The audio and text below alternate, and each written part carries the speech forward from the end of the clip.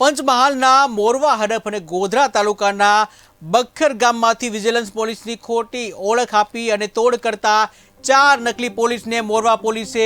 ઝડપી પાડવામાં આવ્યા છે, જેમાં મોરવા હડફ એક ઘરમાં રેડ કરીને પોતે વિજિલન્સમાંથી આવ્યા હોવાનું બતાવી પોતાની ગાડીમાંથી દારૂનો કોથળો ઉતારીને દારૂ રાખતો હતો કહીને કેસ બનાવવાની ધમકી આપતો હતો। ગઈકાલે મોરવા હડપ પોલીસ સ્ટેશનના સંતરોડ ટેકરા ફળિયામાં ગાંધીનગર પોલીસ કક્ષામાંથી વિજિલન્સમાંથી આવ્યા છે એવી રાજ્ય સેવક તરીકેની ખોટી ઓળખ આપી। હકીકતે તે લોકો રાજ્ય સેવક ડીજી વિજિલન્સમાંથી હતા નહીં અને તેઓએ આ ફરિયાદી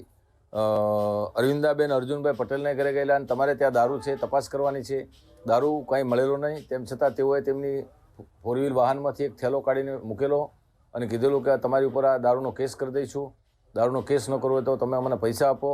જેથી ફરિયાદી પાસેથી બળજબરીપૂર્વક દારૂનો કેસ કરવાની ધમકી, પોતે રાજ્ય સેવક ન હોય, વિજિલન્સમાં નોકરી ન કરતા હોય, ખોટી ઓળખ આપી અને 40,000 રૂપિયા તેઓની પાસેથી મેળવી લીધેલા। આ જ લોકો 4 જણા જે હતા એમણે તાલુકા પોલીસ સ્ટેશનના બખ્ખર ગામે પણ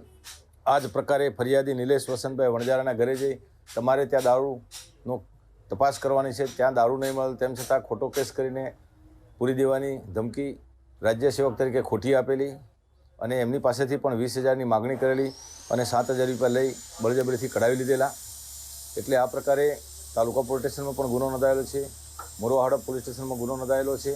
અને પોલીસ ડીજી વિજિલન્સની ખોટી ઓળખ આપીને આ કૃત્ય કરેલું હોય, જેથી મોરવા હડપ પોલીસ સ્ટેશનના ગુનામાં કાર્યવાહી શરૂ કરવામાં આવેલી છે અને તે દરમિયાન તેઓની 4 વ્હીલ